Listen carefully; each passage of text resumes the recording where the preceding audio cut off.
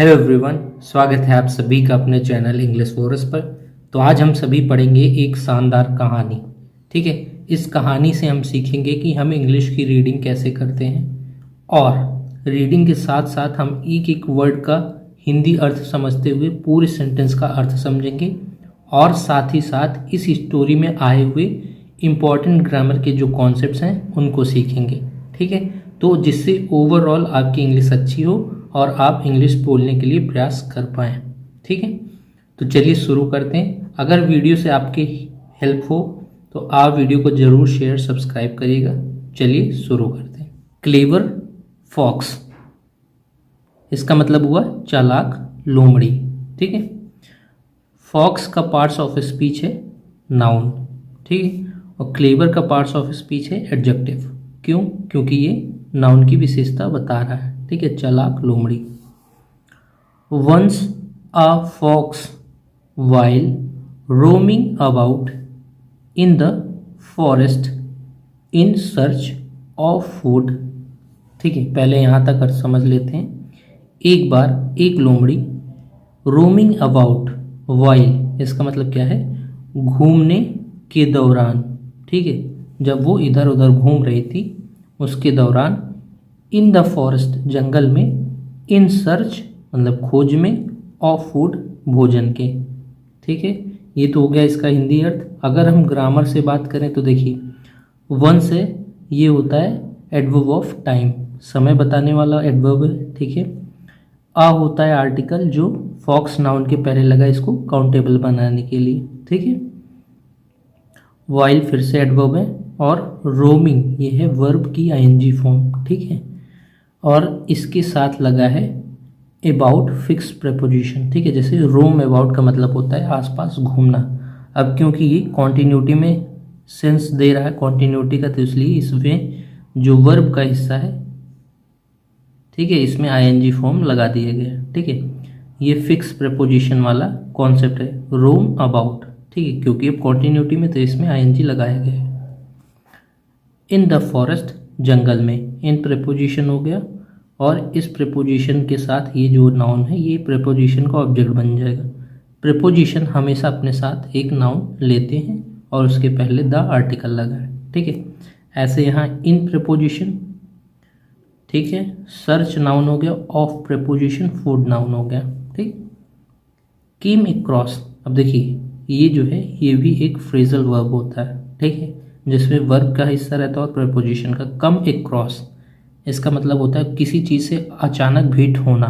ठीक है, अब क्योंकि यहाँ ये पास्ट का सेंस कॉन्वे कर रहा है कि अचानक वो मिला। ठीक है, तो इसलिए जो वर्ब वाला हिस्सा है उसमें सेकंड फॉर्म रख दिया गया है केम। ठीक है, अ ट्री, एक पेड़ से मिला या भेंट हुआ उसका, with sweet and tasty fruit, जिसमें थे मीठे और स्वादिष्ट फल। ठीक है, इसका कहने का मतलब क्या हुआ? एक लोमड़ी घूमने के दौरान जंगल में भोजन की खोज में अचानक पहुंचा एक पेड़ के पास जिसमें थे मीठे और टेस्टी फ्रूट, स्वादिष्ट फल। ठीक है, वाइल के दौरान, she was busy eating the fruit, जब वह थी व्यस्त खाने में फल को। ठीक है, अब यहाँ देखिए वॉज के साथ मेन वर्ब की आईएनजी फॉर्म लगी है, तो ये होता है पास्ट का कॉन्टिन्यूअस टेंस। ठीक है, कि उस दौरान की बात कर रहा है जब वो बिजी थी फल को खाने में। She saw a hungry lion coming towards her. ठीक है, उसने देखा, अभी देखिए पास्ट में, पास्ट इंडेफिनिट। ठीक है, उसने देखा एक भूखा शेर आते हुए उसकी तरफ।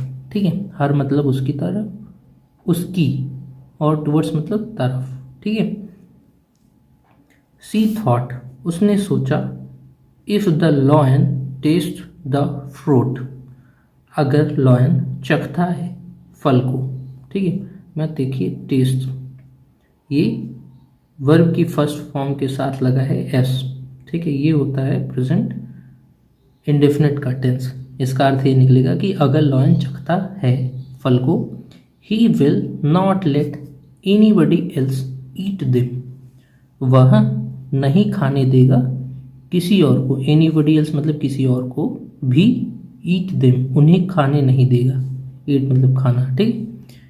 सो सी थॉट ऑफ अ प्लान, तो उसने एक प्लान खोजा या प्लान के बारे में सोचा, ठीक है। आफ्टर ईटिंग सम मोर फ्रूट, ठीक है, आफ्टर मतलब के बाद, खाने के कुछ और फल। She started growling and groaning on the ground, ठीक है। अब देखिए, ग्राउलिंग का मतलब होता है गुर्राना, ठीक है, और ग्रोनिंग का मतलब होता है कराहना, जैसे हम लोग पीड़ा में कराहते हैं, ठीक है, कहीं चोट लग जाती है। तो वह शुरू कर देता है गुर्राना और कराहना जमीन पे, on the ground.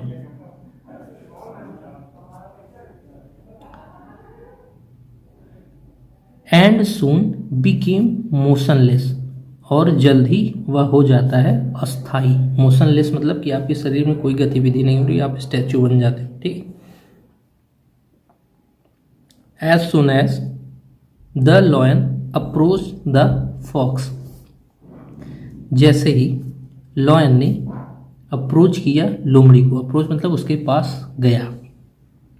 He thought that she must have died of eating the poisonous fruits, तो वह सोचता है कि वह मर चुकी होगी, वह तो निश्चित ही मर चुकी होगी, ऑफ ईटिंग खाने से, द पॉइजनस फ्रूट्स जो जहरीले फल थे, ठीक है। सो ही फ्लेड अवे फ्रॉम देयर, इसलिए वह चला गया, फ्लेड अवे फ्रॉम देयर, वहाँ से, ठीक है। देखिए, ये फ्लेड है जिसका मतलब है चले जाना, वर्ब की सेकंड फॉर्म है, ठीक है, पास्ट इंडेफिनिट का टेंस बता रहा है, और ये अवे जो है ये है एडवर्ब, ठीक है, ये फ्रेजल वर्ब नहीं है। When the lion had gone out of sight, ठीक है, जब शेर चला गया, had gone पास्ट परफेक्ट का टेंस, हैड के साथ मेन वर्ब की third form, out of site मतलब नज़र से दूर, कि ऐसा आपको दिख ना रहा हो, तो उसको हम कहते हैं आउट ऑफ साइट, जहाँ तक आपकी नज़र जा रही है उससे दूर कोई चला गया और आपको दिख ना रहा हो, ठीक है। The fox rose from her position, जो लोमड़ी थी वो खड़ी हो गई या उठ गई, फ्रॉम हर पोजिशन अपने स्थान से, and ate some more fruit, और खाई कुछ और फल, ठीक है।